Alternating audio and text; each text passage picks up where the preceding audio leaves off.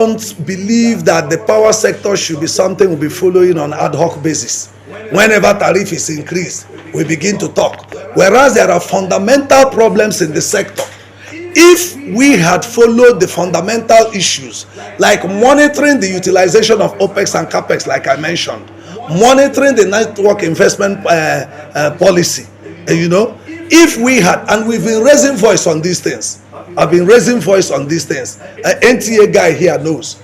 But the issue is, we don't seem to look at this issue of implementation and enforcement. Is when the NEC takes a decision on a tariff increase, we now begin to talk about that one. After 2 weeks now, the whole thing dies down. Power sector, nobody cares again. Until another one. I don't think it is necessary to be addressing power sector that way. Because power sector is very, very fundamental to the social and economic development of this nation.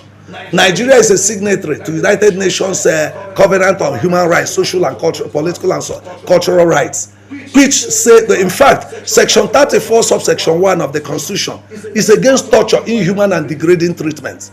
And the way Nigerians are treated today in the power sector, it's clear that they're being tortured, they're being dehumanized and treated without respect. So increase in tariff is not justified. Because, for instance, it is now they're talking about band. I made a presentation at Anambra State last week at Electricity Forum organized by Honorable Chokonkwo, a member representing Idemili North and South at the House of Reps. That hall, there were more than 200 persons. I asked them, what is your tariff band? They said they don't know what is tariff.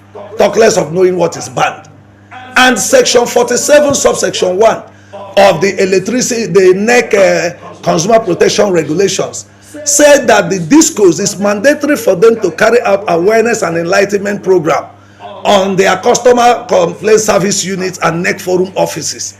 The licensees are supposed to carry out enlightenment for consumers to know all this. Who in the government setting has the responsibility of enlightening consumers? So my response to the tariff increase again is, you see, the way consumers are treated in the electricity sector in Nigeria is caused by one fundamental reason. Because there is a deliberate attempt by the powers that be to frustrate consumers and use the poor suffering consumers to fund the sector. Why do I say that? If you go to Ministry of Power today, there is a department in charge of transmission. There is a department in charge of generation. There is a department in charge of distribution. Then you have NBET. Apart from having those departments under the Ministry of Power, you still have institutions set up to oversee transmission, oversee generation, oversee distribution. What of consumer protection? And it is these consumers that generate the money that sustain the sector. Now, the policies that deal with consumer issues, consumer protection component of the act, no unit of the ministry drives it. That is why you can see that network expansion investment policy cannot be driven for implementation. That's why you can see that MAP policy is not driven. That's why the money CBN brought out, nobody knows how much each of the discos got. Nobody knows the number of meters that we are provided, because no unit insists that this section will be implemented. Because Section 119 of the Act is on consumer protection and licensing performance standards. It deals with risk connection and disconnection. It deals with complex management. It deals with service performance standards. And no unit of the government is overseeing this. So when nobody is overseeing it, NEC will just do what they want to do with the discos, and consumers are on the receiving side. So why will you increase tariff now? Companies are dying. You buy fuel at 700 or 800 naira a liter. Most SMEs cannot afford it. They are dying. Like you're talking of feedback. The feedback now is that most SMEs are no longer operating. I have a cousin who has a factory in Delta and Anambra. He told me he's closing down. That many of their colleagues that are manufacturing are closing down. Because apart from all this, you will see the level of extortion. For instance, what do they mean by there is one name, one terminology they use, when a loss of revenue. Ask them, what is loss of revenue? The distribution company is supposed to provide meter. They are supposed to provide transformer. When individual provides transformer meter and request them that they want to connect, they should take light for them to connect, they will insist that they will pay them loss of revenue. that period they want to disconnect for them to connect that it should be paid for. Ordinarily, who should pay for those facilities? It is their own product, because the moment the consumer pays, they take it over, and then government begins to say it's critical national infrastructure. Yet the consumer that provides it, for you to install it, you are not saying he must pay you again for loss of revenue. So there's a lot here. So the increase in tariff is not justified in any way, because I tell you, if you insist, I challenge the media and I challenge the Ministry of Power, I challenge NEC, let them bring report of utilization of OPEX and the CAPEX since 2013 when privatization came on board. What amount has the discos invested from their operational expenditure every year? What have they invested in their capital expenditure every year? How many transformers have discos provided? How many meters have they provided every year? When they approve that OPEX and CAPEX, they tell them the number of meters they should provide every year. Which one have they provided? If these things are addressed, you will see that there is no justification for increase in tariff, because the same consumer who provides these things is the same consumer that is made to pay high tariff. So how do the consumers survive in this kind of situation? Zoom in the company for 1 year, who didn't attend the interview, who did not have letter of appointment, and then the MD that said no, this is wrong. That's why we decided to raise this briefing at this point in time. While NEC is justified increase in tariff, let them justify this thing that is happening in Eko Disco, and let them go to Eko Disco and tell Nigerians what they have found out. A lot of things are being kept in secret, and then consumers are the receiving end. Reason being, consumers are not well organized. They don't have the funds. The next thing you see now is donors that are encouraging. We have asked World Bank, why do you give money for the power sector and you don't give money to ICPC, EFCC to investigate corrupt practices in the power sector? They didn't answer us. We now say, why are you not encouraging Consumer Protection Commission?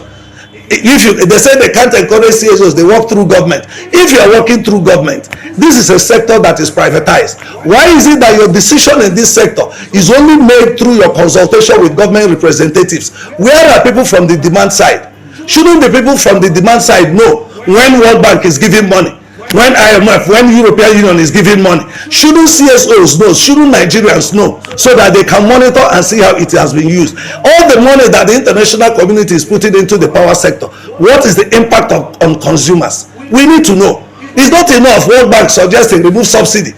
Meanwhile, they are not interested, and they will tell us that they are in Nigeria to help us reduce poverty. Is poverty being reduced? Rather, poverty is being encouraged. Nigerians are being impoverished by the policies that are recommended, and they claim to give us money and put us in perpetual debt. World Bank will tell you how much Nigeria is owing. Children yet unborn will come to inherit the debt that World Bank and the international community will be claiming that Nigeria is owing them. And it is not fair. Shouldn't World Bank believe in good governance? Is transparency and accountability not part of good governance? Is equity, justice, and fair play not part of it? So why are they only interested in giving money? Now you see them begin to mobilize CSOs who can tell Nigerians, don't worry, it will be well. The same way they remove fuel subsidy. And then World Bank now will be encouraging people who will go and be saying, go and monitor how subsidy palliative is being given. Should Nigerians depend on palliatives? Now the Azikiwe said the African is created to stand the right to get his inalienable rights and not to crawl like a reptile. And the more we encourage corruption, such as happening in Eko Disco now, this thing can never get better. I think this is a question that should be taken to NEC and the Ministry of Power. I've already told you that one fundamental problem in the sector is lack of implementation and enforcement of the provisions of the Electricity Act. If they do, these questions will be answered.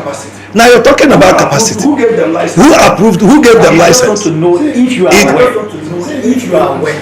I'm telling who gave them license, and what was the condition for giving them license? If you give license to people that are not competent, what do you expect? I have read to you here what the act provides, that companies that are failing, licensees that are failing, or seem to be failing, or seem to be in crisis, that NEC should intervene. So NEC should intervene. If they don't have the capacity, who made them take over the job? Besides, who own these discos? Do we know? Who own the discos? And we are asking this, who represents the states and local governments in the discos? Where they said the state, federal and local government own 40% share. Who are the representatives of the states, local government and federal in the discos? So the national, we have written, we are taking letters to National Assembly on this issue. They need to really do legislative investigative hearing on consumer protection component of the act. You're talking about consumers bringing feedback. Is it no way you even enlighten them? How many consumers knew that they were in band A? Here in Pape now, go to Ajebule, go to Mashafa, go to Neneje. Those places are thick, densely populated area where the poorest of the poor is. And they don't have meter. And they build them as if they are getting like 24 hours. And the consumer doesn't know. Now, NEC will tell you they have NEC for you. What stops the ministry from having a department on consumer protection implementation and enforcement? What stops them? What stops the federal government from setting up a electricity consumer protection center? Where this thing we are saying now, consumers will have a sense of belonging.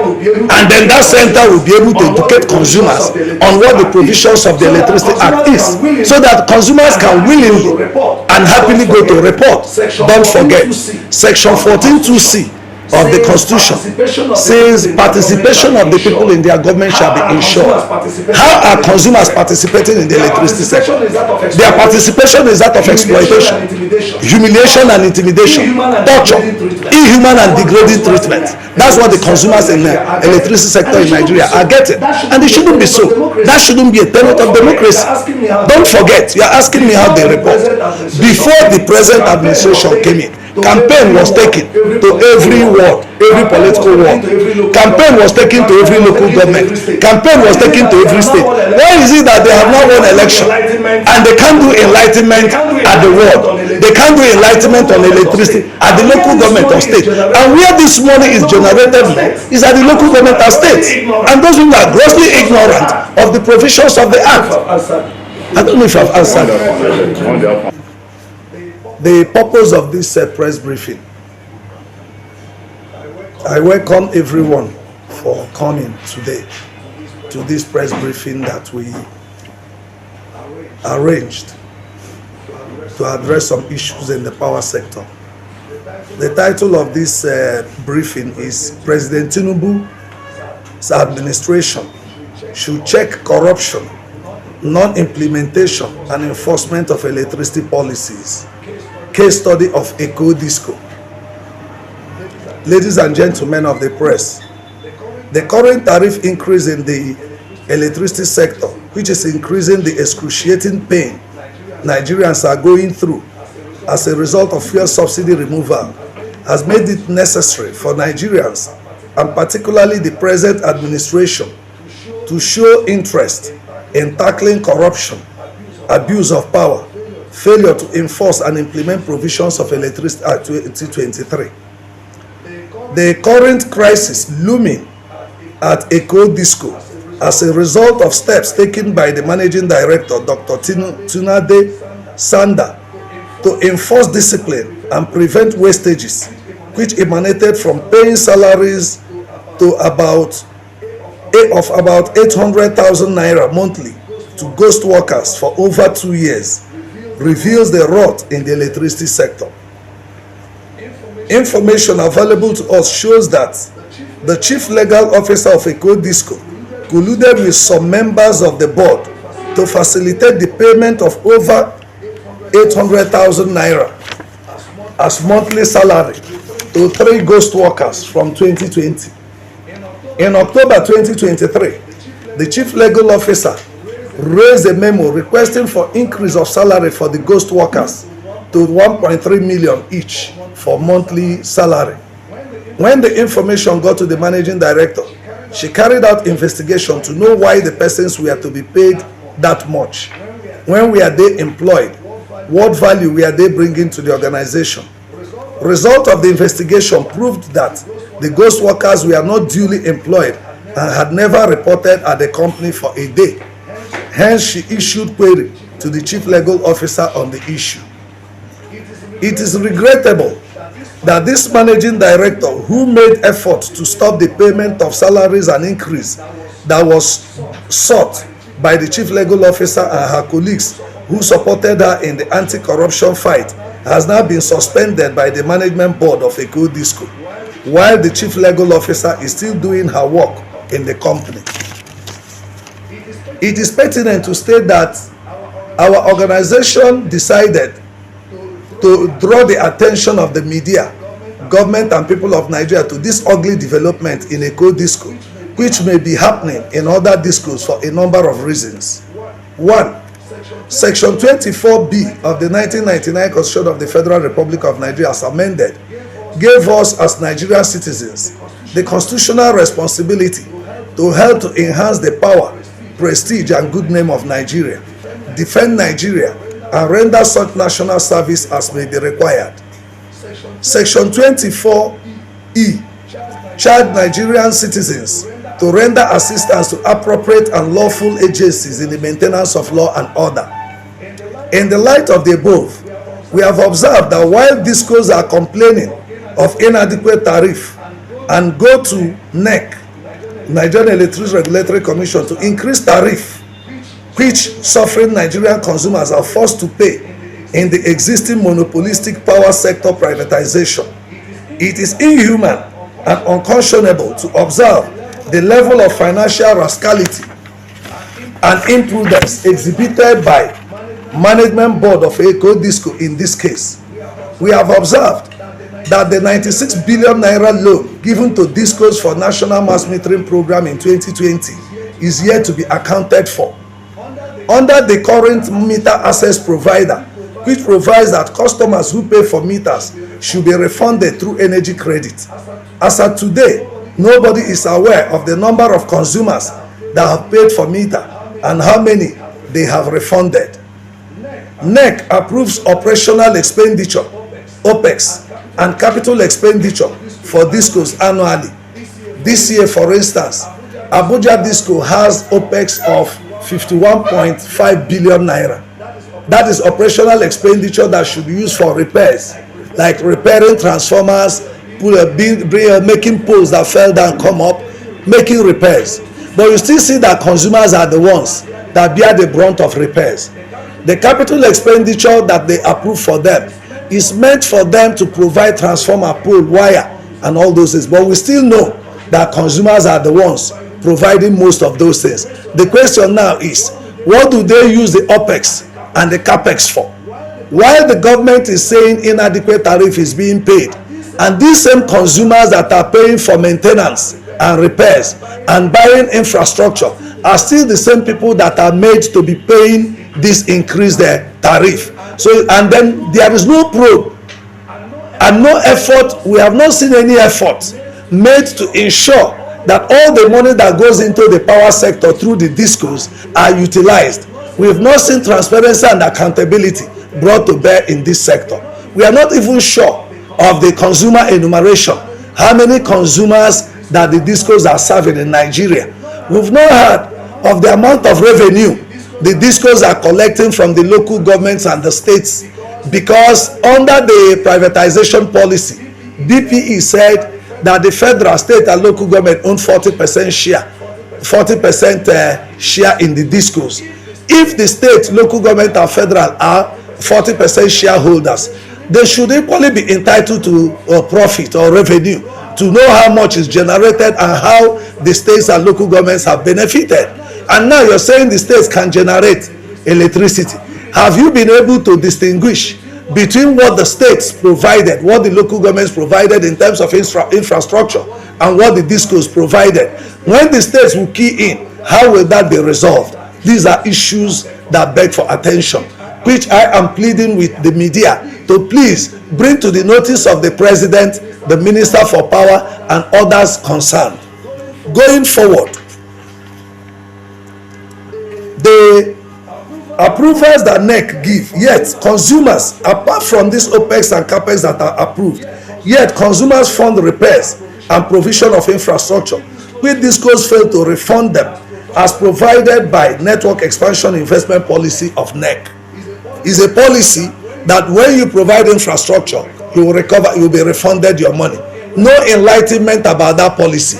Now they are enlightening people about Band A, Why has there not been enlightenment on network expansion investment policy to make consumers that pay for infrastructure recover their money? How are they implementing that policy? Must it be only tariff increase that NEC will be implementing, and they don't implement the things that favor consumers? Section 34(1)(f) of Electricity Act 2023 provides that regulation should be fair, balanced, and just to the licensee, the consumer, the investor, and other stakeholders. If they are being fair, why are they not ensuring that network expansion investment policy is implemented the way it should be? Why are they not ensuring that the meter access provider policy will be implemented the way it should be? Why are they not ensuring that OPEX and capital and CAPEX are really implemented the way they should be, so that consumers will really know that regulation is fair and balanced and just? Having said that, may I therefore call on President Ahmed Bola Tinubu, the National Assembly, Minister for Power, to initiate a probe into the use of funds by the discos and the corruption going on in Eco Disco, as have been reported now. You can go and investigate this, and they can use the Eco Disco now as a case study to investigate the management of the discos the way it is going. The Eco Disco managing director and her colleagues who are being victimized for trying to enforce discipline should be reinstated and protected. NEC should in the Eco Disco matter carry out her functions as stated in section 34G of Electricity Act 2023, which states thus: intervene in the management and control of affairs of its licensees and permit holders which it considers is failing or in crisis, including entering the premises and doing whatever the commission deems necessary to maintain continuity in the provision of electricity service and ensuring the integrity of NESI generally. Thank you very much for listening.